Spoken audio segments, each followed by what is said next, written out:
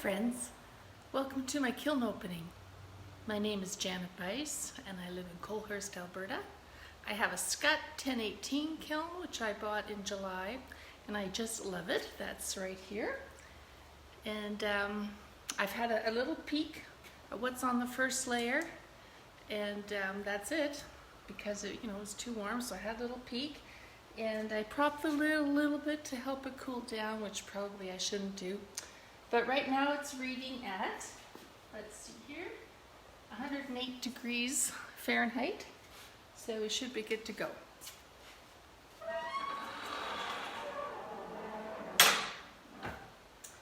So, my first thing I'd like to share with you is this lovely bowl.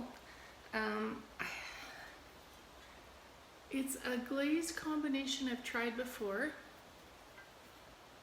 but I do see that I have a few blisters, if that's what we're going to call them. They're not pinholes, they don't have a crater, so I'm not sure if I'm going to do anything about that or not. It just might be a characteristic of it. Anyway, I made this form using GR pottery forms, which I'm really enjoying using. And I had made one earlier with the same combination, just a little bit, I want to say off center, but the other one that is, but it's got its own sort of look to it too. So I thought I might, hi Taylor, how are you? And who else is there? Oh, Olivia, hi Olivia, thanks. Anyway, these glazes are, I've been really good lately at writing them all down. And this one is, let's see here. Oh no, I can't find it. Oh, there it is. So I've got 3 coats of Amico deep fire brick, then 3 of blue rutile, 2 of indigo float, then a band of ancient jasper. These are all Amico. A 2-inch band, let's say, of ancient jasper, and then oatmeal on the rim. That, I don't know if that would cause it, if I put more oatmeal on it than I did last time, I'm not sure. And then on the back, I ran out of the fire brick, so instead I used something that's very similar. It's a Mako one, but I forget, Cinnabar, I believe it's called. I forgot to write that down. But it's very similar to the fire brick. So, anyway, there's that.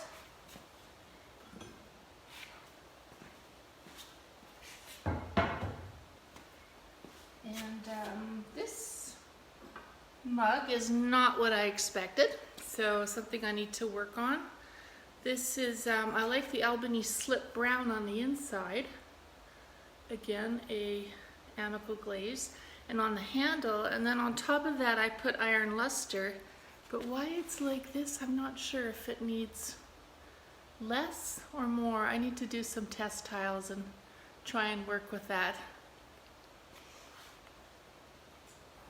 I don't know if I showed you the inside, but it's kind of cool.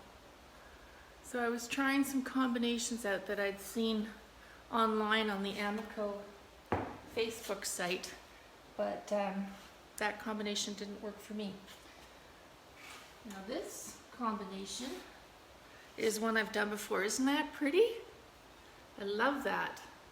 That again is using the GR pottery forms. So I've got a nice foot on the bottom. I actually put 2 feet because it's such a wide area, so it's more like a platter size. And this is Mako birch. 3 coats of Mako birch, and then 3 coats of cordovan overlapping the birch. So the cordovan I put to, let's see, which did I do first? I have to check now. Yes, the cordovan's over the birch. So first I did the birch all the way to here, 3 coats, and then 3 coats of the cordovan all the way to here, which causes that look. Thanks, Taylor. Yeah, I really like this one too. I've made some mugs with this combination, but never a platter. It's quite pretty. I'm anxious to see, I'll take the shelf out first, but I'm anxious to see a couple, well, I'm anxious to see it all, but what I'm really anxious to see is this idea. Oh, that turned out nice. Look at that. Isn't that pretty? So that is, this is an underglaze, not a decal, but like an underglaze transfer. So it comes on a sheet of paper. So that's like trees and the birds. And then the inside is 3 coats of Arctic blue. The outside is, let me see here.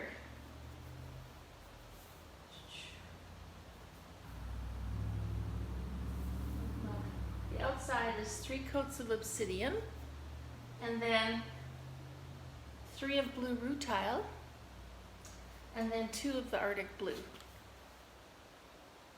Perfect Southern Alberta mug. Yeah, you're right, Taylor. Thank you. Yeah, the size is good. I'm getting better with my throwing. Look at that nice drip down here. So again, this was an idea. I, in my scrapbooking, we call it casing, copy and share everything. This is an idea of a combination I got online. So that's that. Okay, and this one is a bit of a fail. So I'm surprised because I've done this before. So I don't know if you can tell, but there's horse on here. And then I put the glaze on and wiped it back. Sapphire float, that is. But I think I needed to wipe more back so that you could see the horse better. So I'm not too happy with that one. But you know what? That's what happens with pottery. You've got some good ones and some not so good ones. Oh, this is interesting. This, oops, this way. This is a lace doily, and I pressed it on the clay. Can you see the bit of design on the outside of it? Oh yeah, there's a better shot. And that's all from the doily. So then this I did with underglaze. Wasn't sure how the colors would come because they're not true to life until after you put the glaze on top. And the glaze is called aqua. It's a slight bit of green tinge to it. Nice foot on the back. Yeah, you can see the detail. Do you want to see the doily? It's kind of neat to see how the process goes. I'll show you. It's right here. There it is. So, you don't know what I paid for you don't want to know what I paid for the doily. I got this idea from another potter online, Jessica Putnam Phillips. And so somebody pointed out that it's on eBay in the States. So I sent away for it. And so now I don't know how many chicken plates I'm going to be making, but fun anyway. This big bowl, it's this, that one, it's pinging. And the other one I did too for over a week. And what I mean is it goes ting, ting, which is which can be common with pottery. Sometimes it's an indication that maybe you've taken it out too early and it's like a bit of a cold shock. But other ones, they just do it, which is like in this case, I think, because like I said, the other one I had it ting for quite a while.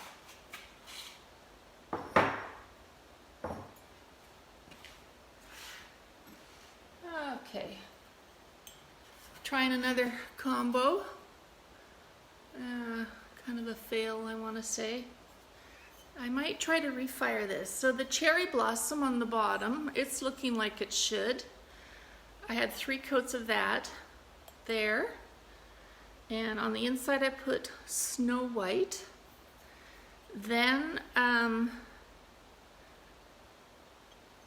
believe I put Flux, the Mako Flux, it's just supposed to make things run a bit.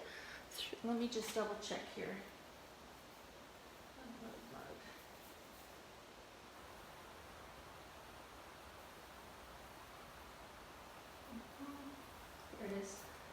oh, no, it wasn't the flux, it was oatmeal, which acts like flux. So oatmeal is an Amico product. So 2 coats of oatmeal to here, and it often runs. And then 2 coats of Albanese slip brown. That's that color that's on the handle of this.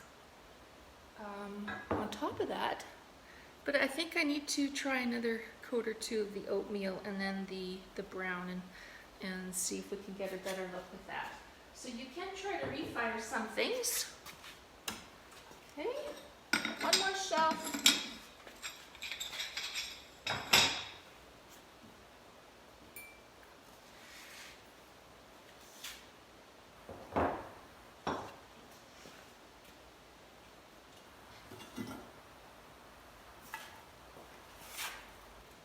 Oops, I ran out of space. There.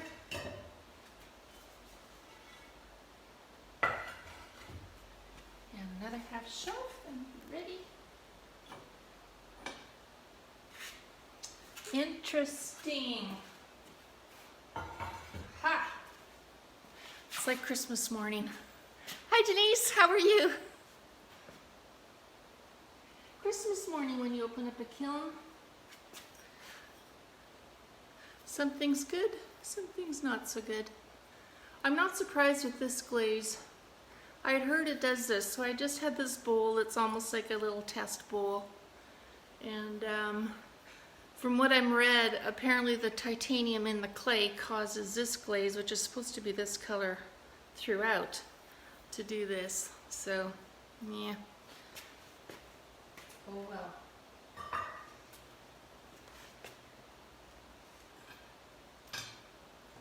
I'm into making pumpkins, getting ready for the fall. Trying to think ahead. They're kind of fun to make, so you can try out different glaze colors with them as well. So, whoops, this is the Arctic Blue. And this is that fire brick again. And I put a flux on top that's supposed to make it run a bit. I guess I need to be adding a little bit more flux. Same with this one. It's a little bit on there. Okay. And I've got a couple test tiles that I've been doing. This one's called June Bug. It's kind of a metallic look.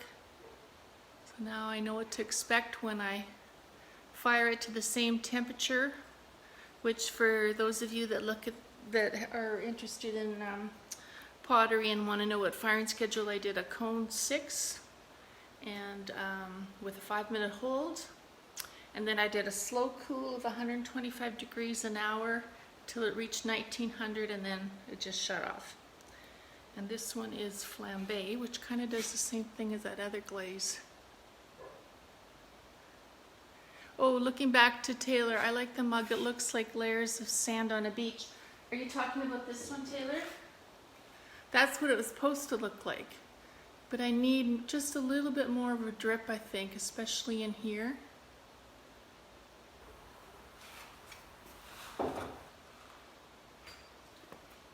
This one, I'm happy with this. This is a refire. I had some, yes, the Taylor says. This one had my camera, I've got it switched so that it's reversed, so that if you saw words, they'd be the right way. So when I go to turn, I'm going the wrong way. Anyway, doesn't matter. So this one had some pinholes or some kind of issue. So I slapped some more glaze on it, stuck it in with this firing, and it turned out nice. Anyway, this is obsidian on the bottom, 3 coats, and then 3 coats of Merlot here, and then 3 coats of seaweed that tends to run down, and then this is Merlot again, 3 coats. But I had to add more when I refired it, so I really can't give you the exact amounts that I did. It's one of those things that you're just happy that it turned out and you just move on. So basically it's obsidian on the bottom, Merlot, and seaweed and Merlot, smoky Merlot. And the last thing I have to show you are 3 starfish that I've used on red clay, and I've got some holes on them. They all look the same because I'm going to try making, so I just drew the shape and cut it out. It's quite thick. I want to make something for my bathroom, so I'm really into the teals and that color. So I'm trying to make a macrame piece where I hang some starfish. But the macrame cord I bought online, Amazon, because you can't seem to find it anywhere, it turned out too thick. So I need to order some more cord. So if anybody wants the cord I have, I'd be happy to sell it to you. But it's just a bit thick, I think, for a smaller wall hanging. It would be good for a larger wall hanging.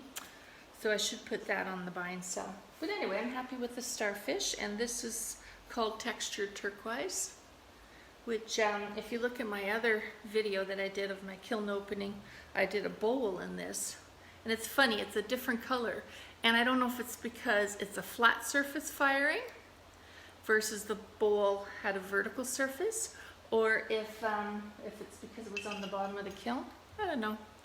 We don't know all the answers. We just have fun trying things out.